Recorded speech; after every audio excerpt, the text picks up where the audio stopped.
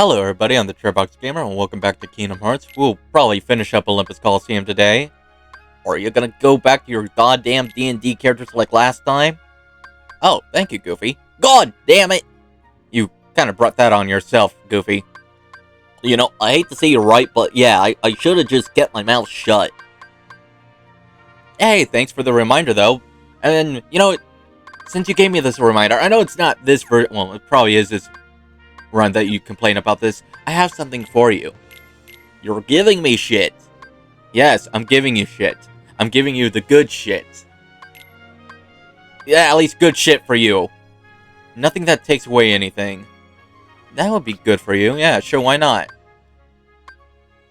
Well, thank you, Sora. I wasn't expecting to get anything. You know, I probably should just go and make a bunch of crystal crowns for you guys. I mean, it gives you a 1 in everything, I think. And while it might not, like, you know, wouldn't that be good? I don't know. I like how in Kingdom Hearts 2, they give you, like, an optimize option, where you equip the most optimized gear for you. I kind of like that.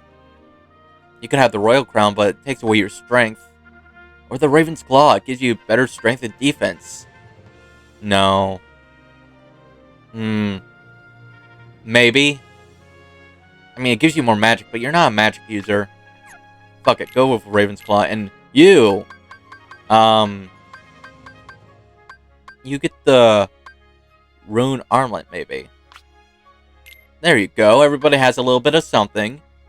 I've said it before. Yes, I would give everybody a little bit of something now, wouldn't I? I wasn't gonna forget about you guys. You know, a part of me thinks you're lying, but at the same time, I'm glad you actually gave me something. Yeah, to be honest, I'm pretty sure it's a level 1 run version of you that bitches about it.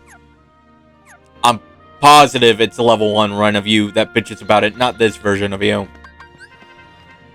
I digress. I'm still glad I got something. Now, new challenge. Oh yeah, the gold match, right? We're gonna be fighting this icicle bitch. I'm gonna turn him into a goddamn popsicle. You know, at one point, you were indeed intimidating.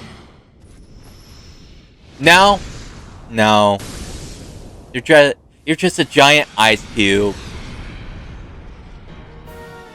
So, what was I talking about before I got distracted? You know, since you were so nice to me, I'm just gonna remind you without, you know, bitching about it. You're gonna talk about your D&D characters again. Ah, thank you. Well, I covered Dovin. I have a few, but what one should I go for first? Why I suggest alphabetically? Let me think. Alphabetically, who's next? I'm gonna laugh if you give a name that's not even alphabetically correct. Shut up. Fuck it, I'll go with Grotti. What kind of fucking name is Grotti? Okay, well, it was a name I came up by myself. Oh, that explains it. Grotti is a half-orc. Oh, let me guess, he's gonna be a barbarian or some shit. Actually, he's a cleric. What? Yeah. Grotti is a cleric. You made the fucking half-orc a cleric. I mean, his strength modifier is pretty good. He might be a cleric, but he's pretty strong. Oh my god, that's a fucking joke in itself. Shut up, it works. The thing is, Lorenzo, he's not DMing this game. It's my other friend. So, he asked if we could be brothers in-game, and I thought, okay, that sounds good. So, there's another character called Brahma, who would probably fit, you know, like your typical orc, half-orc build, whatever the hell you want to call it. I think he said he was a fighter, or maybe he was a barbarian. No. I think he went with fighter, because he decided to be a gladiator. And you decided to be a fucking cleric. Look, it came in handy when my teammates need, like, healing or some shit. And it also kind of helps that I'm not a squishy cleric. I can't tell you What's so funny? I remember one of the earlier sessions we had. This is before Lorenzo joined, or maybe he wasn't there that day. But the party, we were supposed to go fight this, like, I forgot what it was, some sort of creature. And I see it, like, coming towards us. And I'm like, you know what? Based on the description, it sounds pretty fucking evil. So I'm gonna use, I think it was Guiding Bolt. So I used Guiding Bolt, did a pretty good amount of damage, and then I end up one-shotting the goddamn thing. The look on my friend's face was fucking priceless. Okay, before you go reminiscing about past events, why don't you tell the backstory before you forget about it? Oh, right. Well, originally, I wrote it where Grotti lived with a clan of half-orcs, but story-wise, or in-world-wise, it didn't make sense, so we had to change it to be in a different district of the main city. Which, okay, that could work. And it actually kind of relies on Brahma's character, because Brahma, he wanted to go out and become a gladiator. The thing is, when Brahma left, Grotti felt alone, because his brother was literally his only friend. After I say, like, maybe a couple years, when he became of age, he decided that he was going to go and find his older brother. The thing is, he didn't know where his brother went. He was basically lost in the city. Around this time, when he was lost, when he felt hopeless, he found, like, a priest found him, offered him a place to stay, offered a place to eat, and he was moved by the kindness that he decided to return, just return the favor. And eventually he became a cleric. Years later, he gets word that there's a half-orc that looks kind of like him in a specific district, so he goes searching, and that's when the game starts up. The thing is, during the session where he's introduced, Lorenzo wasn't there, so there wasn't a reunion just yet. I think it was like maybe a couple sessions in, maybe, where they were finally reunited. The thing is, Brahma, he liked the adventure. He liked the fights. He wanted to go exploring more, while Grotti, he was more content with staying in the city and having a simple life. Since his brother wants to go out and do dangerous things, he decided that he'll follow the group just to keep an eye on his brother. So, the shit that has happened between him and his brother. When Grotti finally reunited with his brother, it turns out that a player character was scamming him to basically live in a cardboard box. Now, that understandably would piss off anybody if you care about your brother. The thing is, Grotti, he's a nice character. He doesn't really use violence unless absolutely necessary, so... Oh, well, here's the cutscene. I'll just let it play out.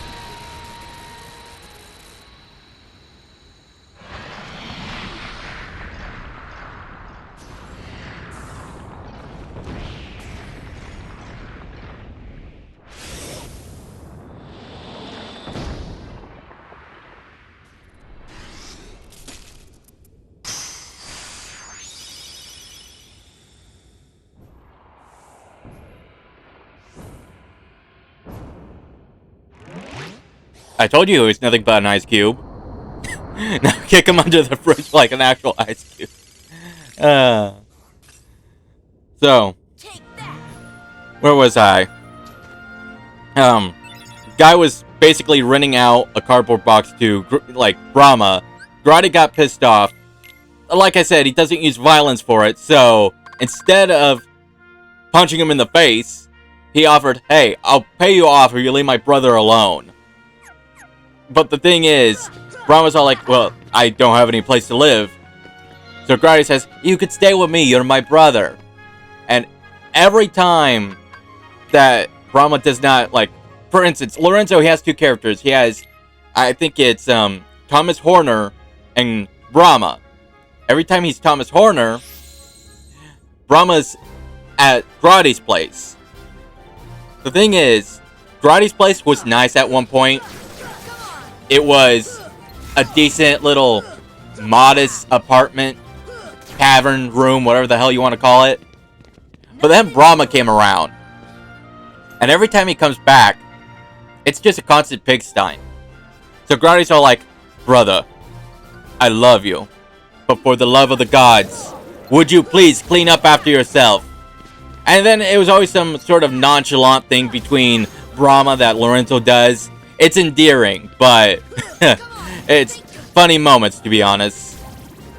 A reoccurring joke between these two is Brahma would always say, like, be a real orc! And Grody would say, brother, I'm half orc. Embrace your bloodline, brother! Feed into it, or some shit like that. And Grody would just, like, try to ignore him. But one adventure, Lorenzo was playing as Thomas Horner. So, the party went out, and we encountered this orc chief. And let's just, okay, long story short, Grody got pissed off, somewhat challenged him, and in the process lost his left arm. Tragic, I know. He returns home, and he's kind of wondering how's his brother going to take this, because he's not entirely sure. He gets home, and instead of a worried brother asking what happened to his arm and freaking out, Brahma's just smiling, hugs him, and he says, you finally embraced the tradition. And Grody's all like, thank you, brother. Just to give you some peace at night, the guy who did this is dead. My friend killed him. Because he's an honest person. He's not gonna take the glory from a kill he didn't get. But still, Brahma's just happy, jumping around, all excited, which, if I recall correctly, Lorenzo did act that part out. Another little event that happened was after they reunited. So, Brahma, he wanted to take Grody out to try being a gladiator. Poor Lorenzo, he's supposed to be the fighter. He failed the checks for the gladiator job, and he ended up getting knocked out, with the NPC insulting him. Grody, seeing this, got pissed off, and actually went to try to be a gladiator. He went for the fight. I would say, I don't remember if it was 1 fail or 2 fails, but I know that the 3rd check I did pass, which is why I didn't get knocked out. Didn't get enough of the checks to actually get a lot of money, but the last check, I think, was a strength check. I passed it, and instead of knocking the guy out, because I don't recall if it was a really high roll or maybe I got a nat 20, I do not recall, but instead of knocking out the guy, Grody's punch ended up breaking the dude's jaw. And then shortly after that, after he got his winnings, he went to the guy and was like, look, I'm sorry I did that, but you hurt my brother, so I got angry. Here, hopefully you feel better, and then kills him. Like I said, he's a nice guy. I think there was this one time where I don't recall what the hell we were doing, but a group of Minotaurs was coming our way, and everybody was ready to attack. But Grody's all like, maybe we should just see if they're nice? Something along those lines, and it turns out that they were nice. In fact, I think it was a group of Minotaurs that warned us about the orc chief that we fought, so sometimes it does help. But then there was this one time where being nice didn't really help, and I think when I say we, I mean me, because I did the fuck up there.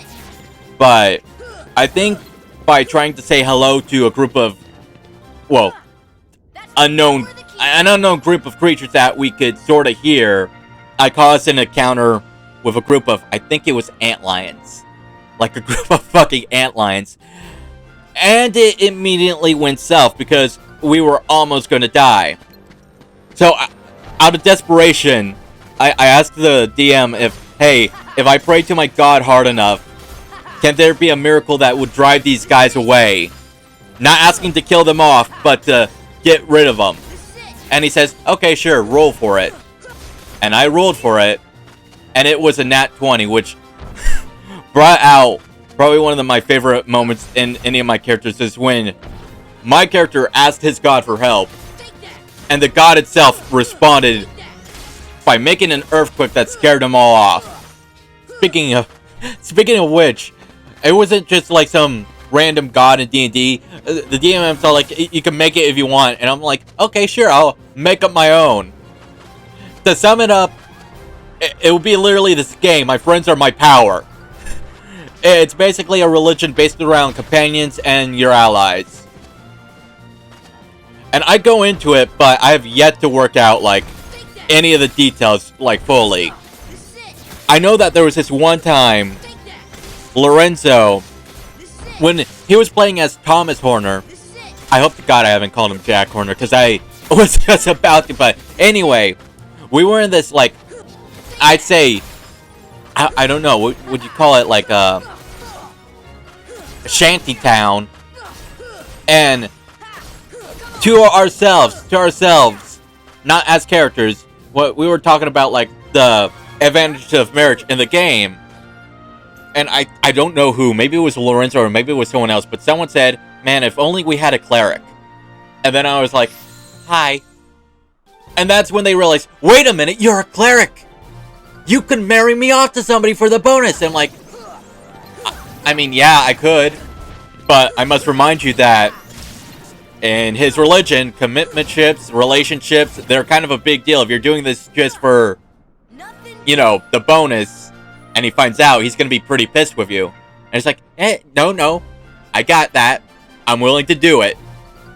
So, Lorenzo finds this, like, I don't remember how the DM described him, but this trampy, or maybe one-tooth dude. And Thomas was like, would you marry me? And the guy said yes, so I'm about to perform my first wedding ceremony in the game. Not sure how it goes, because I have yet to write how anything works with this fucking religion. So I'm just, like, playing it off as, like, random bullshit, what I think would be said. And then the truth comes out that Lorenzo's an adventurer, which kind of breaks the deal for the old dude with the one tooth. And I'm like, I am sorry, my friend.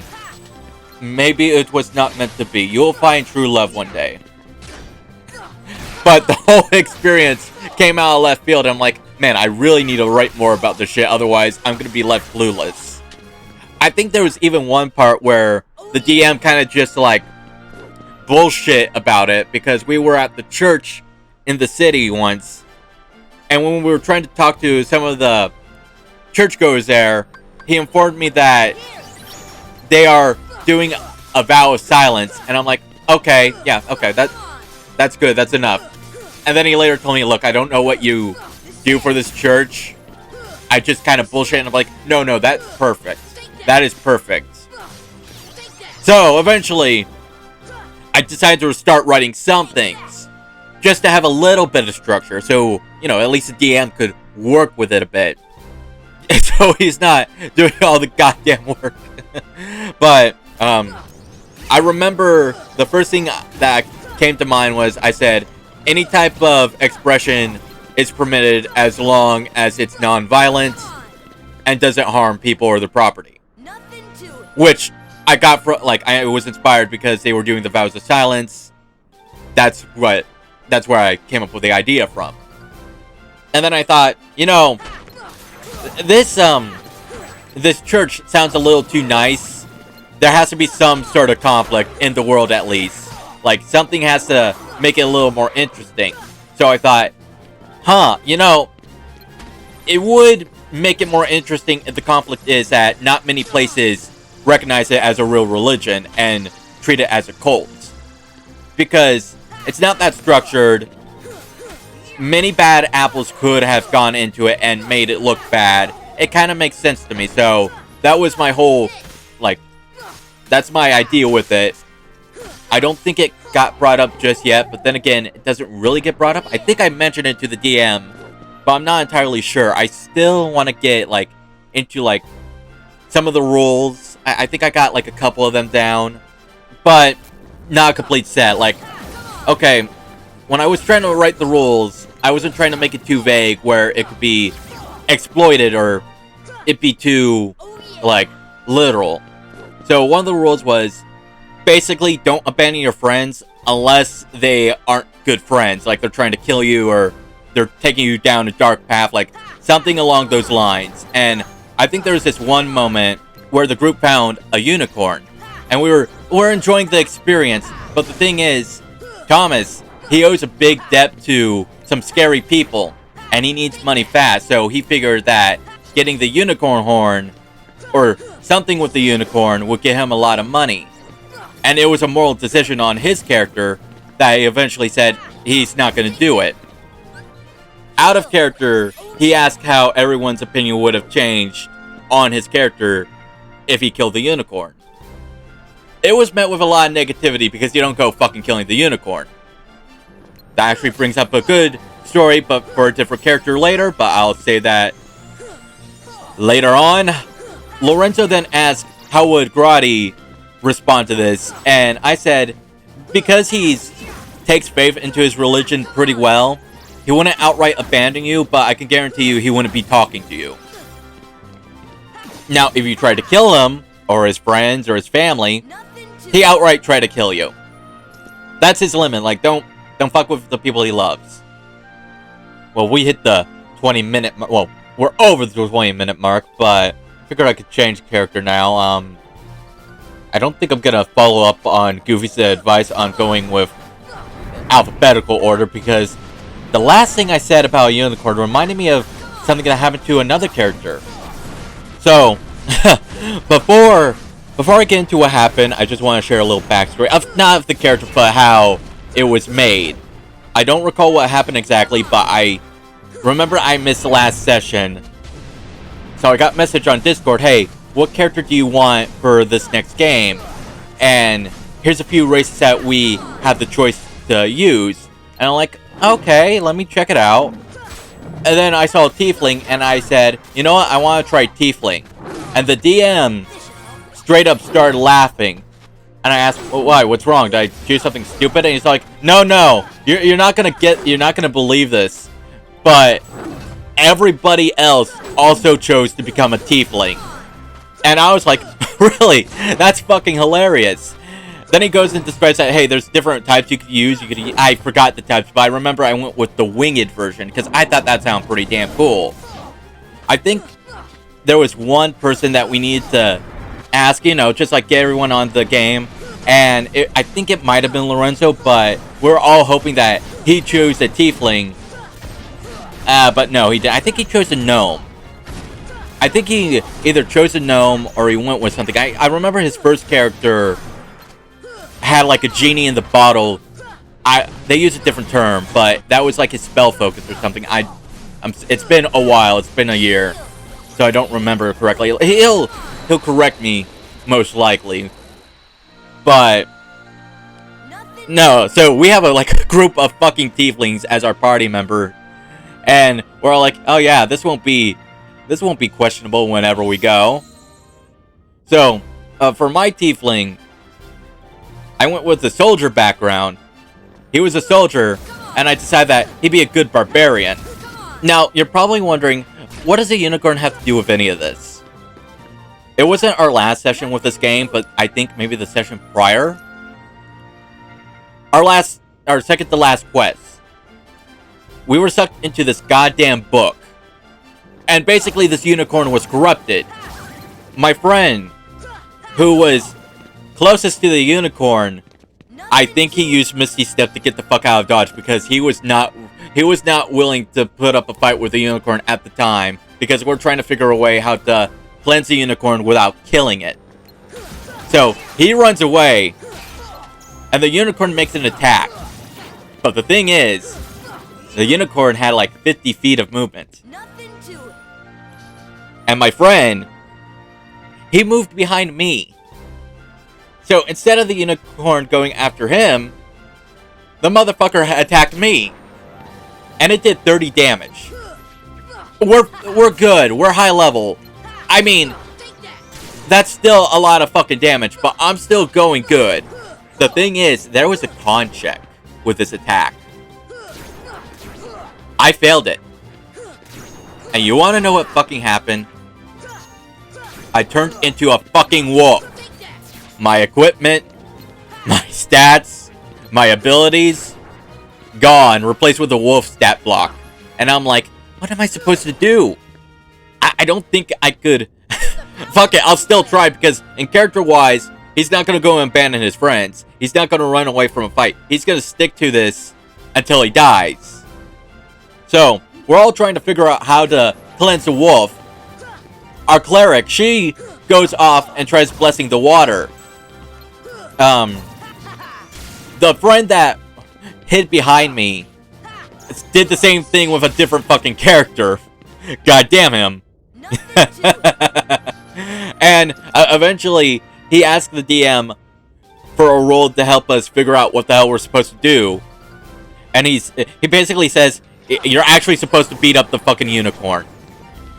And upon hearing that, I said, okay, not holding back anymore. I'm gonna try attacking this fucker. Because not only do I have the wolf stats, because now we have pack tactics, that'll help us. I also have this ability where if I attack the fucker, there's a chance this goddamn unicorn is gonna, get knocked prone, which would help our asses, so fuck it. I'll just keep trying doing that. Not very helpful, because, like I said, my stats went away, and the unicorn kept beating the check, but I was doing something at least. Eventually, we won. Unicorn blessed us. We saw a book again, and we were stuck through it just to escape. And I was wondering, goddamn, am I gonna be stuck a wolf? But no, I got reverted back to my old self. Thank God. It's just the whole mindfuck about being stabbed by a fucking unicorn, and then turning into a goddamn wolf. Like, how the hell do you respond to that? The fuck? And then, usually after our D&D sessions, we all have, a little meme that we post in our Discord. And I used that one meme with the laughing wolves, only I cropped out the other wolves, and I just put the name of my character on the annoyed-looking wolf. I said, yeah, this was me during the session. So, for the name of this character, I looked into, what names do tieflings, usually get. And I remember it saying that they're usually very simple, short names. It's usually, one-worded names, something like that. That's why I remember reading. So, I was thinking about the character. Who he was, how he acts, how his backstory would affect him. And I decided that, I would go with Soul. And my original concept for the name was, it was short for solitary, which I just took the first 3 letters of the word, S-O-L, and turned that into his name. Not going for the solitary sounding, but more like how it would sound by itself, so Soul. Because originally, I really did want him to be more of a very quiet character. But I figured, he would warm up after a while, so I'd say he changes after some time adventuring. The second one would be Soul, as in, a person's soul. And I figured mainly because people would probably make that connection. And then the third one was Soul, as in sun, which could be a reference to the hot temper he gets when he's raging. It's kind of funny because our last session was the season finale. And somebody pointed out that you've been playing as this character since the beginning. And I'm like, yep. I like the character. Also, I kind of suck at making characters on the fly, so I like to stick with one if possible.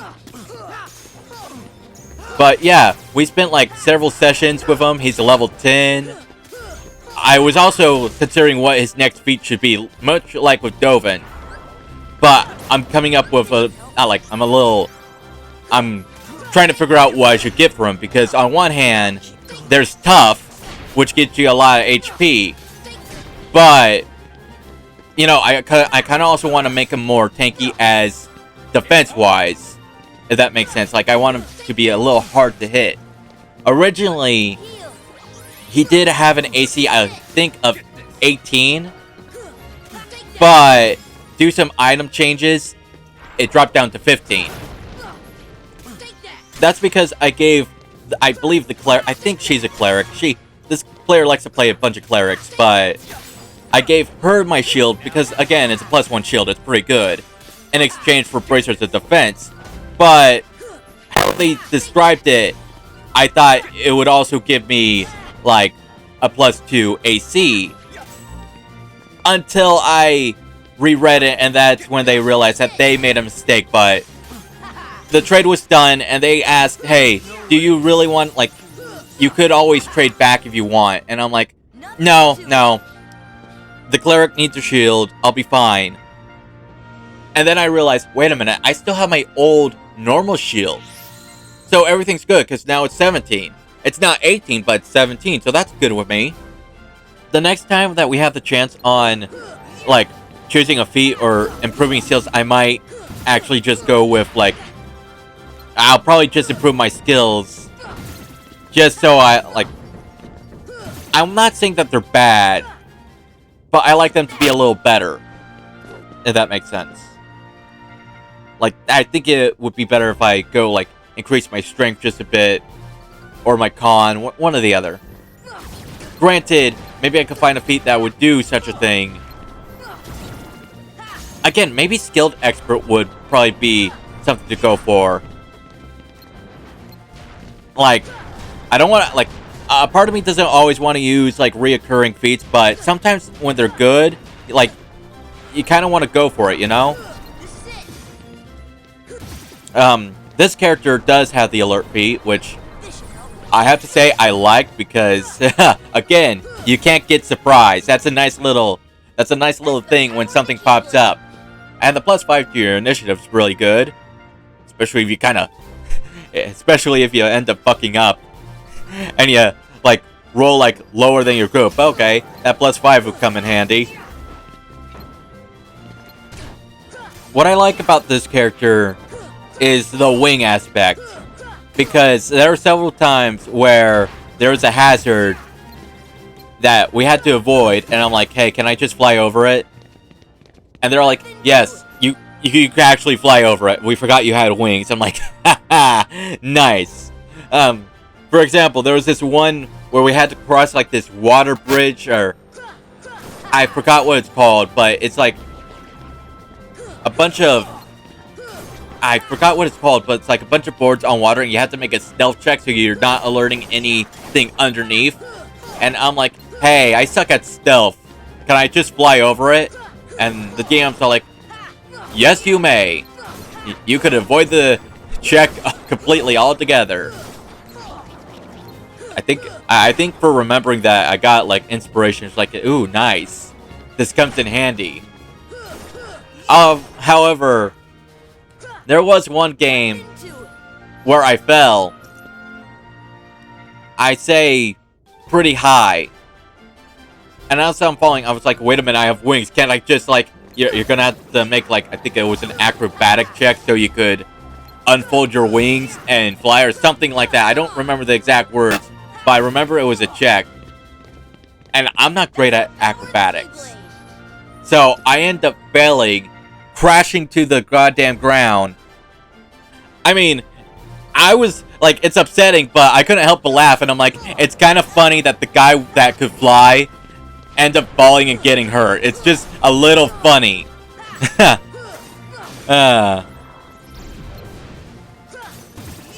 What else is kind of funny is that everyone points out that you always play as a nice character, and I'm like, it feels good to be nice. But originally, Soul, he wasn't supposed to be a nice character. He was just supposed to be, like, neutral. Not a good character, not a bad neutral, just, like, neutral. However, as time went on, a lot of the nice things that he would do, he eventually became a good character. And my thing with that, my explanation for that is that he's finally back into the mercenary work. He's got his group. He's feeling a lot happier in life. Because when they found him, he was more like, I'd rather just be drinking right now. Don't bother me. And if I recall correctly, the first player character that introduced himself, he actually asked him to help him out. And his offer was literally friendship. And Soul, he sits there, he thinks about it for a second, and he's like, okay, I'll do it.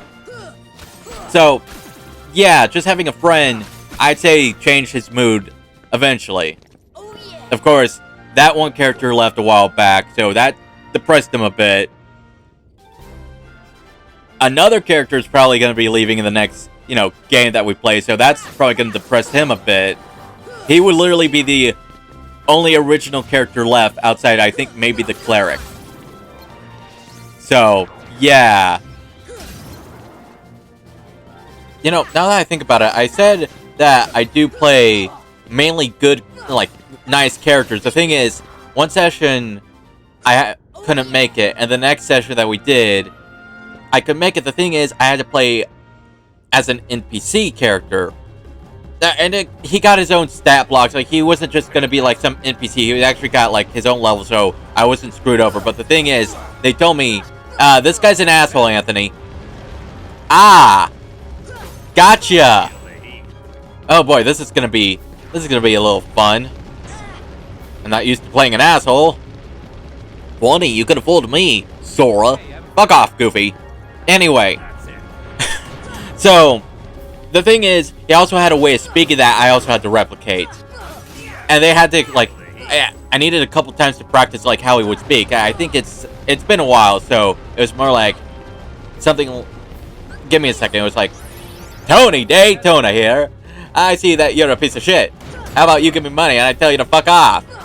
Something along those lines. That was like a bad impression of him, but essentially kind of like that. Would you dodge roll for fuck's sake? Now, when the session ended, I asked, hey, how did I do being an asshole wise? Did I do good? Did I need to work on anything? And everyone was all like, no, you actually did good being an asshole, Anthony. And it's like, thank you. If, out of context, this might seem a little weird, but I'm glad I pulled it off. I think at one point I almost fucked up because one of the characters almost died, and I showed concern. I was like, oh no, it's not that I care about your life or anything. It's just, I paid for your services. I want the full service. If you die on me, I'm not getting that. So I think I saved it. Another thing I remember about this character was that not only was he an asshole, but he was kind of a slut. So I had to talk dirty. And the DM at the time, he said, look, if it's uncomfortable for you, you don't have to do it. And I'm like, no, I'm going to be playing this character. I'm going to try to commit. Alright? So, yeah, a very interesting session. To be honest, I would repeat what I've said, but it was all in the heat of the moment. I don't remember what exactly I said. I think it works better that way, instead of planning what you say. Sometimes you uncover a gem that you didn't know was there. I remember there was this one thing I said to Dr. Despair, but for the life of me, I don't remember what the punchline was. It was something related to mages, though. It was a mage joke about Donald Duck, and I don't remember what the hell it was.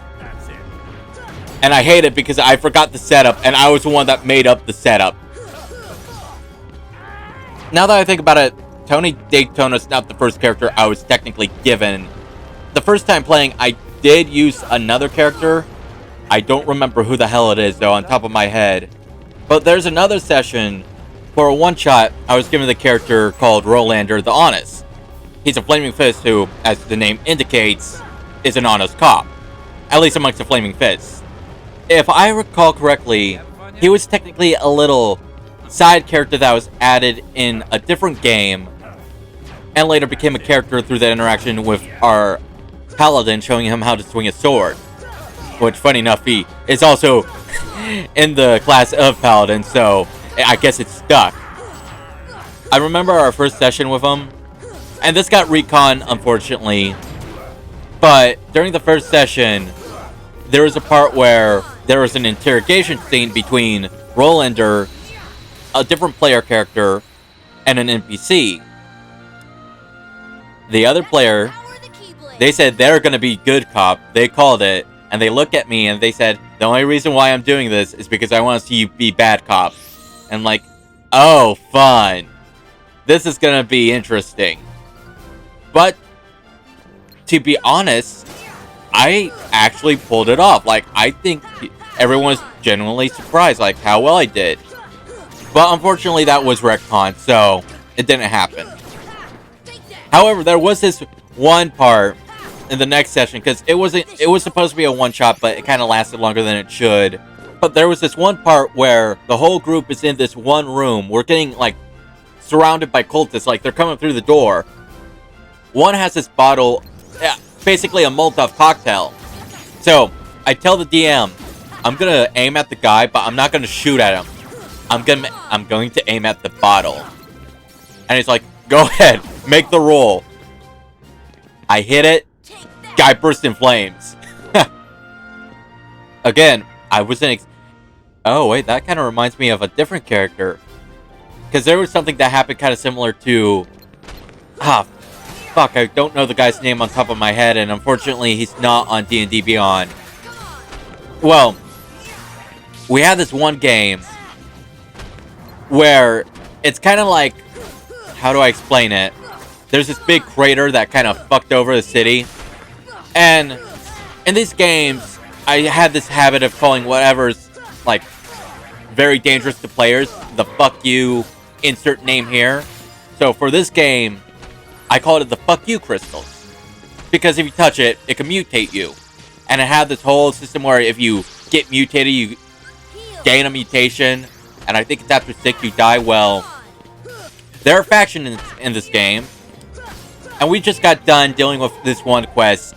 And this one faction, they kind of approach our party. That's the power of the Keyblade. My character in this isn't a nice character, but he's chaotic. And I know that, like, chaotic good, chaotic neutral, chaotic evil. What would he be? I was going for chaotic neutral. It's probably gonna turn into chaotic good soon, but I digress.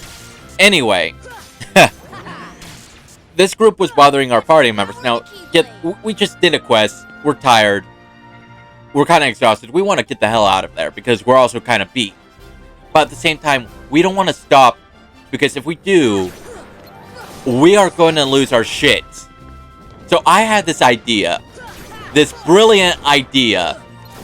See, I got this, like, I got 2 bottles where it has, like, explosive liquid in it, something like that, something that would create a boom. So after they basically said, hey, give us your shit, I said, okay, you want it? Lit a match, dipped it in the bottle, and then threw it at their faces, causing just enough of a distraction for almost the entire party to get away. See, Lorenzo's character, the group of characters that tried to take our shit, was a group he was trying to impress. So he stayed behind and, well, before he became an NPC, we found out that they took all of his shit. So now, his character's an NPC, and I might be a little on the, well, I want to say neutral. I'm not hated, I'm not liked, I'm not neutral. I'm more like, I guess they're kind of wary, or maybe they're suspicious of me, but generally I'm somewhat like, you can, like, I don't remember the rankings of how the trust system works in this game. I think it was suspicious, though. Like, they're suspicious of my actions. I think that was it. Now, even though I don't remember much about the character's name or backstory, I mean, I have the character sheet somewhere. I do remember one of the goals for this character. See, one of the factions, there's this one faction that wants to be the occultist faction that wants to embrace the fuck you crystals. Originally, my character wanted to be a part of this cult, but after a run-in with some of the cultists and seeing how they just threw away their lives, he decided that he wanted something better. He didn't want to just be part of it.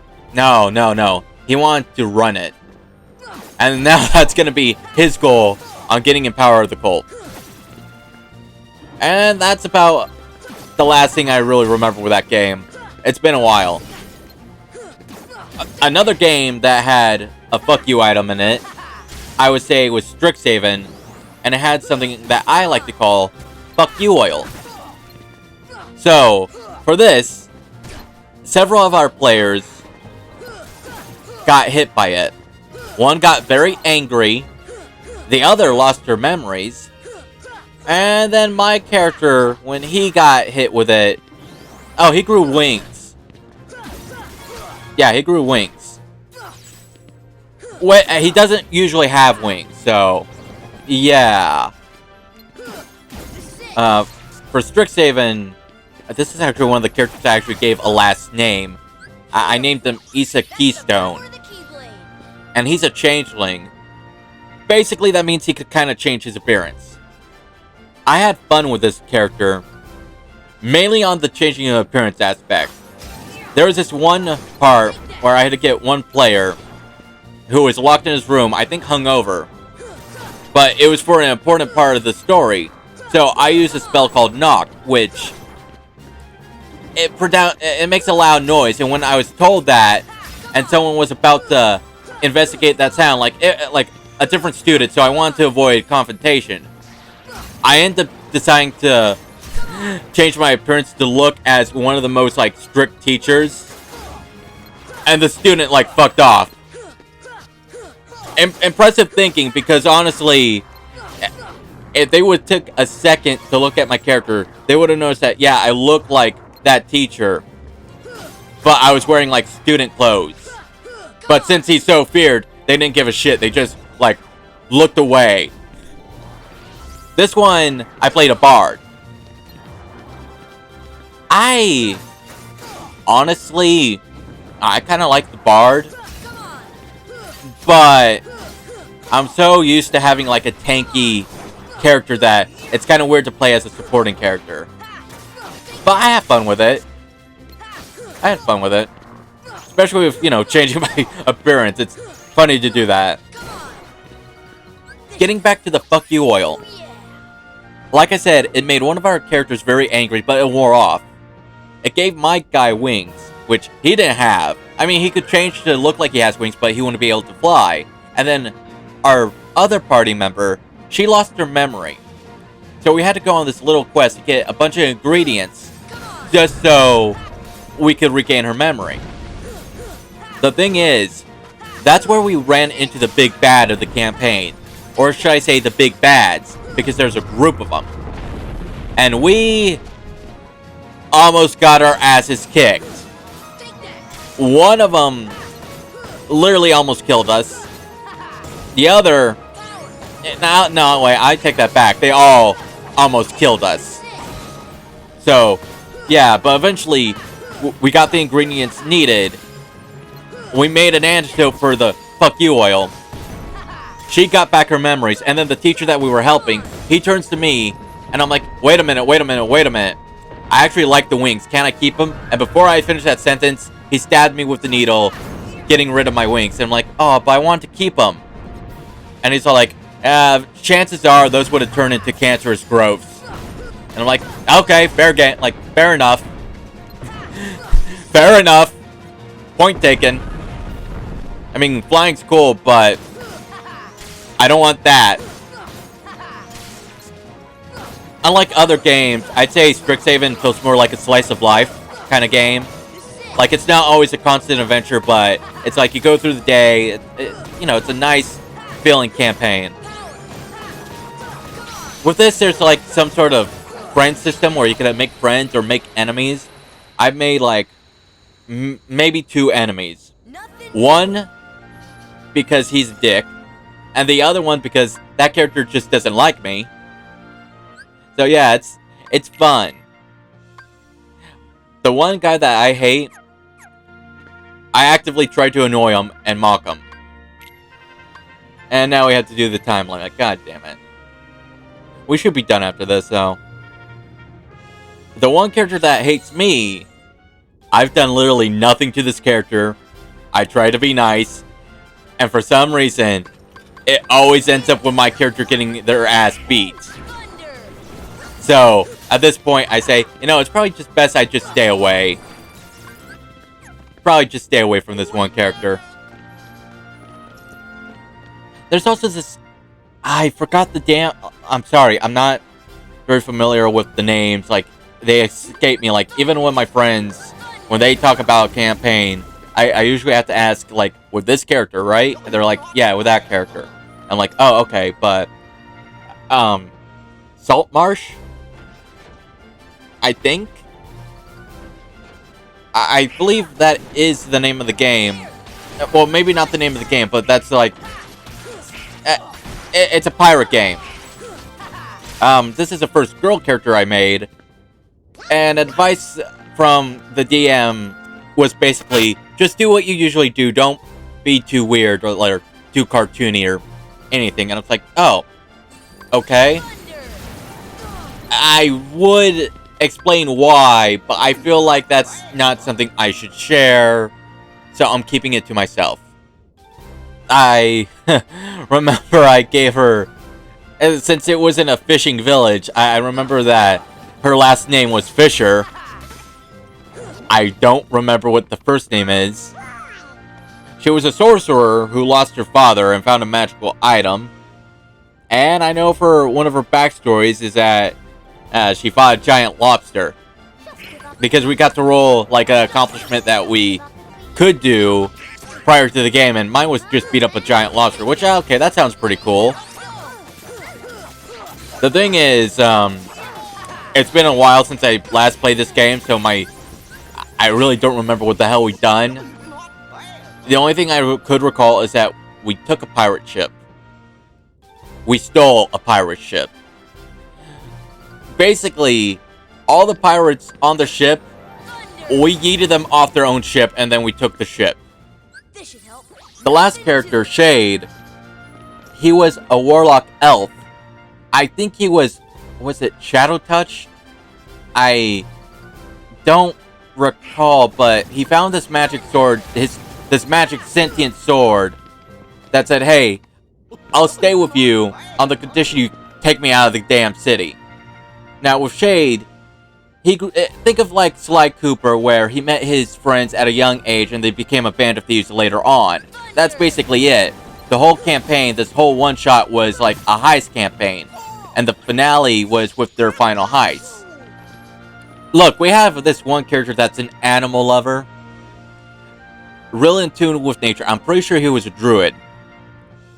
He finds himself in the cellar of the place we're robbing, and it's a ball going on. It's a massive party. He finds a bunch of animals in there. And then he finds, well, he finds a goddamn T-Rex. So in the middle of the heist, when we're taking what we're supposed to steal and we're leaving, all of a sudden, we just see the whole, like, I think it was a wall. We see, like, a wall cave in, and a goddamn T-Rex rampaging with this character riding on top, screaming. So, not only do we have to escape the place without getting caught holding the damn thing that we're supposed to steal, we're also supposed to get our friend away from the T-Rex. At this point, this T-Rex is starting chasing another friend who has the ability, well, a spell that allows us to fly. So, not only do we have to save one, but we have to save two of our friends. If I recall, I think the giant T-Rex got covered in oil or something. Not the fuck you oil type, but, you know, regular oil. And then our wizard friend, he started throwing fireballs at him, while our druid friend just simply jumped off. And then we all regrouped and escaped, and I think that's how it ended. It was a happy ending. Nobody died, so, yeah. Oh, thank God, you're finally fucking done. Oh, hey, Goofy, you were actually very quiet throughout this whole thing. I was trying to fall asleep, but your voice is too annoying to ignore. Thank you? It's not supposed to be a compliment. I don't know, I think I could take that as a compliment, like, you can't ignore my voice, that sounds nice. Shut up, you son of a bitch! Are you done with the talking, though? Are you done talking about your damn characters? Yes? I'm pretty sure. I mean, I think I got everybody. Huh.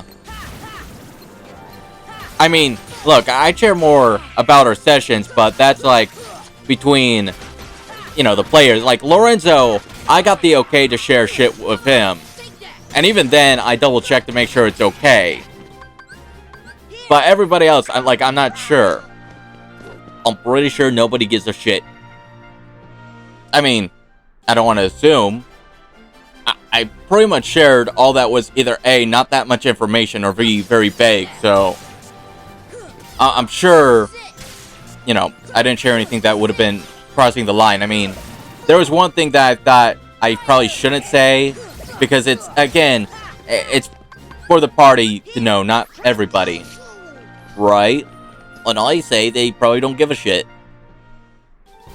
I don't want to risk it. You know, I was DM for a bit. Oh, for fuck's sake. I mean, I wasn't... I was new, but I didn't make it a horrible experience. Granted, I think I could do better.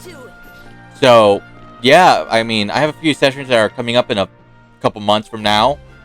So let me guess. You're gonna start talking about what you're planning. Am I right? Nope, I'm not. Why? On the off chance that they see this goddamn video. I know Lorenzo watches this video. Let's just say that I've been planning a lot for my session. And I do mean a lot. Encounters, what they are getting, things that they'll be facing. I've been planning a lot since I stopped, you know, DMing for a bit. I don't like the implication.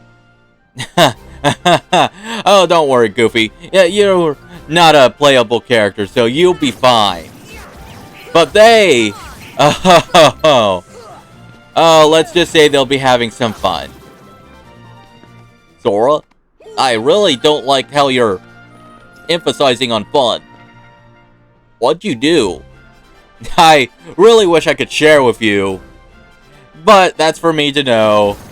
And when my time comes, they'll be finding out. I'm afraid of you.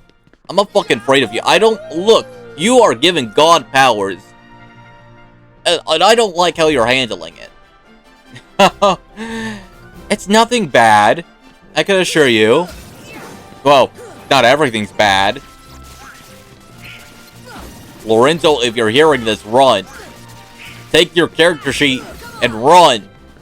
Oh yeah, I had plans for him too. Leave Lorenzo alone. Whatever did he do to you, Sora? Oh, nothing. I just had plans for him. I mean, I have plans for everybody. It's not just me picking on Lorenzo. No, I have plans for everybody. But you're not gonna share them. Nope. On the off chance that they see this video. Yep. So why you bring it up? Just to put a little fear in them. Let's just say I've been too nice of a DM, and now I'm planning to balance out the game just a little better. Well, actually, if I could share one thing, I guess I could make a small little reveal. What did you do? I made my own monster. You made your own monster. And not just any monster. I made my own boss monster. Oh my god. What is it? Oh, no. See, I said I would share one thing. And technically, I guess I shared two by saying it's a boss monster, but I'm willing to let that slide. Other than that, I'm not sharing much details about it. Well, I have a question. Shoot. I probably won't answer, but shoot. Is there any bullshit with that one monster? That one boss monster? I'm sorry, I can't tell you that information. Okay. Well, I have a different question. Again, I might not be able to answer the question, but go ahead. Is it a boss set in stone, or is it an optional boss? Again, that's a secret.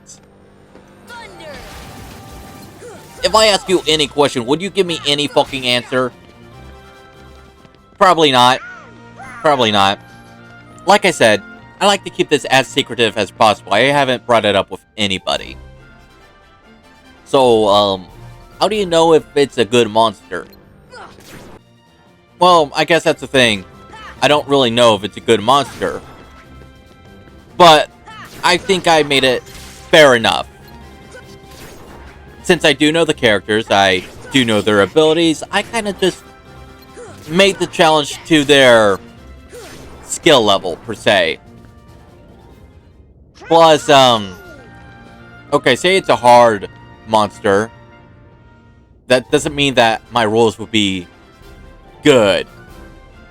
For all we know, the encounter could be very easy because I roll shitty, you know? Good point.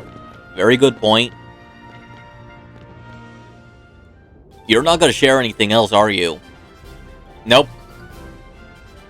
Not any other monsters that I probably made. Not any items that I added. Not any little encounters that I planned. Everything else is gonna be quiet. I wanna know. I'll tell you later. I wanna know now. I can't tell you now. Because they'll know.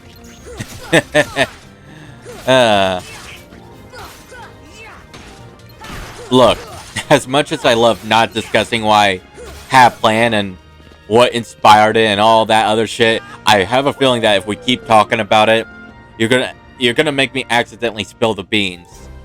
So, we're moving on. Alright? You're no fun. And I was planning this for a while, so fuck off. You're not ruining it. So, on a scale of 1 to 10, how horrifying is your monster? Come on, Sora. You gotta answer that question. Come on, Sora. You love, rating shit 1 to 10. On an aggressive meter, how aggressive is it? Is it a 1 or is it a 10? Answer the fucking question, you son of a bitch. No. No, it's not an answer that's acceptable. You're gonna tell me how aggressive this fucker is. No. Is it at least ugly? It's as ugly as you. How the fuck do you make a monster that's beautiful, Sora? What the fuck? You have a lot of confidence, I'll give you that. Jesus Christ, Sora, leave Cloud alone for 5 minutes. No. Or can you only say no? No. I hope they kill you. So much shit's going on. I have no idea what's happening. For one moment, they had full health, and then the next thing I know, he's almost dead. He's definitely almost dead. What the fuck? Leon's not almost dead. He has like 2 HP bars left. Whatever. He's almost dead, though. So you're right about that. Now it's time for Leon. Jesus Christ, leave him alone. We're on a timer here, Goofy. We got 13 minutes to beat this thing. Well, there, see, I helped. Now, can you tell me shit? No. God damn it. We have, what, 19 rounds to go? I think. That was the 20th one, right? Well, this is round 20. Yeah, but all of them are like one forward. So, yeah, 19 rounds. In 12 minutes. Crap. Okay, well, we better hurry it up.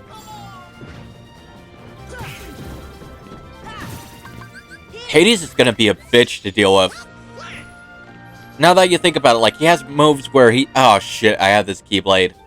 What's wrong? Well, the last time I fought him, it took a bit to hurt him because, this is a weak Keyblade. Crap. Well, hopefully you and, Donald could compensate for it. Well, good to know that you're incompetent, Sora. Fuck off. Let's see, what do we have to deal with? Okay, remember, these fuckers, they're immune to thunder. I don't know if I figure that out now, or if I figure it out later, but they're immune to thunder.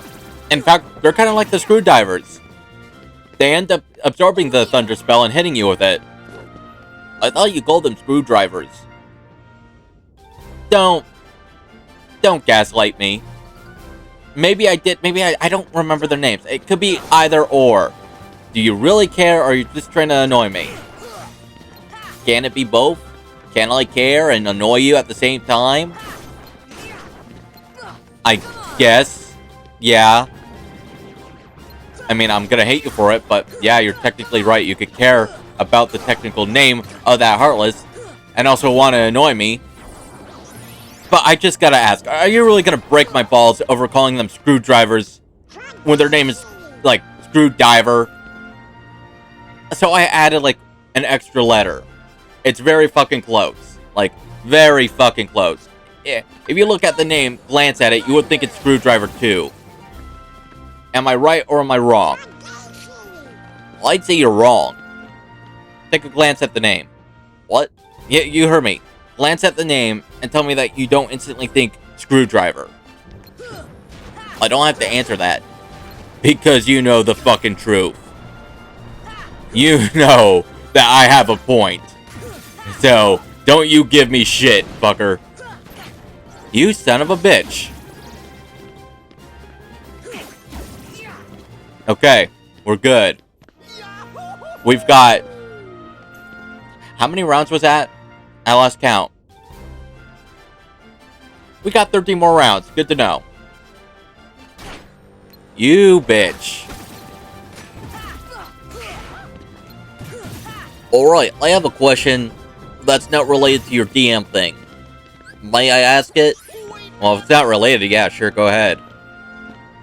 Okay, out of all the characters that you talked about, which one's your favorite? Huh. That really is a good question, because I don't really have a set favorite. I mean, don't get me wrong, there's some playstyles that I like to play as, but character-wise, I think I like them almost equally. If I do have to pick a favorite, it's probably going to be Dovin, because that was the first character that I did make, and it, you know, being the first character, it has a special place in my heart, you know? But it's not like I would say that I don't get attached to other characters. For example, Soul. See, on the season finale for our campaign, he almost died. And I don't know, I didn't die, but at the same time, it was very damn close to dying. So, yeah, like, if I died there and I had to start a new character, I feel a little sad. You know, actually, speaking of loss, I forgot to mention something about Grotti. When he lost his arm, instead of feeling, like, sad about it, I was like, I could replace it with a metal arm. And I so went for a metal arm. I also got the choice on what I want the arm to be like, so I went for, like, a shielded arm to add more defense. So, yeah. However, thank you, Donald. However, I'm trying to think of a way to make it both a defensible thing, but also a weapon.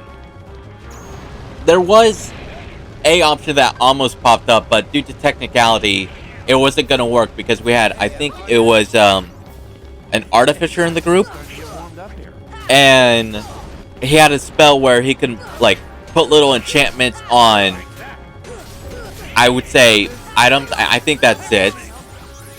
And one of the things was for a pole where you could turn it into a gun, but the thing is, it was only allowed to be on a pole, so it couldn't be attached to anything. So I was like, that would have been so cool to, like, get, like, a shield that had, like, a little, like, pole that shot shit out of it. Like a little gun, you know? But due to technicalities, it was ruled it's not gonna work, so, oh well. It's not the first time I had an idea that was pretty good, but due to technicalities, I couldn't do it. The second one that comes to mind was, in the session with Dovin, we're in a place, think of hell. We're in hell right now, and everybody has a weapon that could harm demons, but Dovin doesn't. So it's always going to be half damage. And then I remember in the session, one of the characters... I remember that there was a part where I had the idea that, hey, the things that we just killed, their blood might be somewhat poisonous. If I put that on my weapons, maybe it'll be full damage. And it was ruled that... I don't remember what the ruling was. I think it was... It would be ruled as if it were a hit, it would be a con save, and if they fail it, it'll take full damage. And I thought that was pretty fair. But the thing is, the reason why I didn't get implemented was the character that figured this out, I wasn't around. So we couldn't include it in the damn game because, you know, metagaming. I was like, damn it, that was such a good idea too. Oh well. So what round are we on? Well, I don't know. I wasn't keeping count. Ah. So after this, 5 more rounds. Gotcha. Go. Go away. Get out of here. You're wasting my time. I'm trying to remember what's coming up next. Because there's this one that is complete bullshit. I think it's probably like the third one. It'll say like round 3 at this point. Or maybe it's not. I honestly can't remember. I know that as a kid, this round gave me a goddamn issue.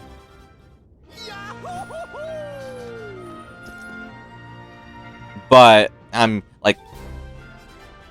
Then there's this one, yeah, now I remember.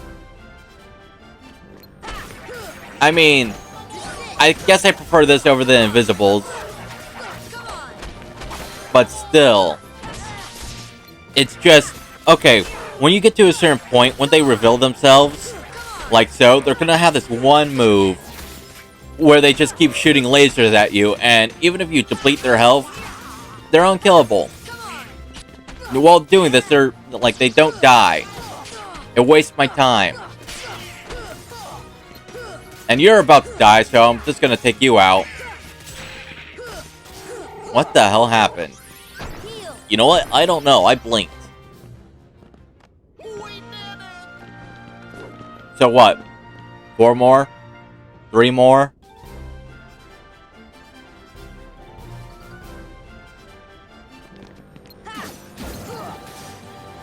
This one also gave me trouble. Like, the last 10 as a kid gave me trouble.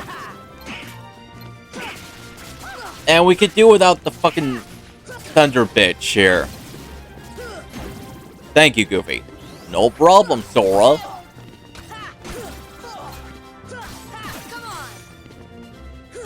Something I learned the hard way is that, okay, say you run out of time. I hate to be the bearer of bad news, but you have to start the entire round all over again. So, yeah. I could have sworn that it would have saved your place and you could start from, you know, the last 10, but I guess that's just for the together and alone options, huh? Wait a minute, I think this was around that actually gave me an issue as a kid. I mean, yeah, I did say that the last 10, or, well, technically 9 rounds give me an issue as a kid, but this one, I think, killed me the most. It throws so much bullshit at you. Specifically this part right here. Fuck this part entirely. Fuck this part entirely.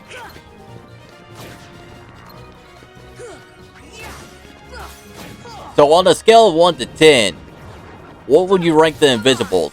10. They're definitely a 10. On bullshit.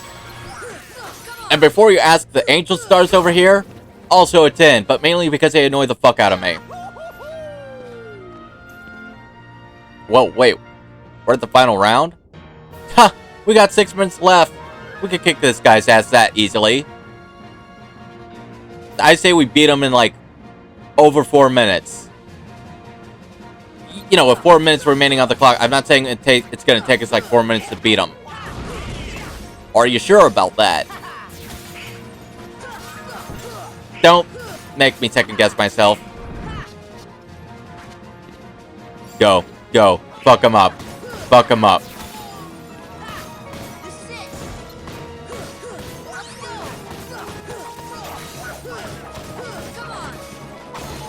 Hey, I have a question. Did I use that elixir?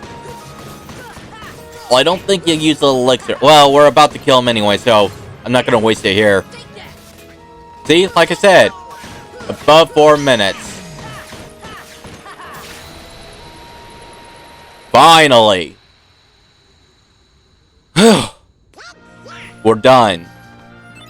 We could call it an episode. I got your ultimate weapon. We're not starting this shit again. You could thank me later, Goofy. Thank you, Sora. Look at that shit. That's awesome. Well, thank you for watching, everybody. I appreciate you for joining in on this insanity. I'll see you next time. Take care, and please, like and subscribe.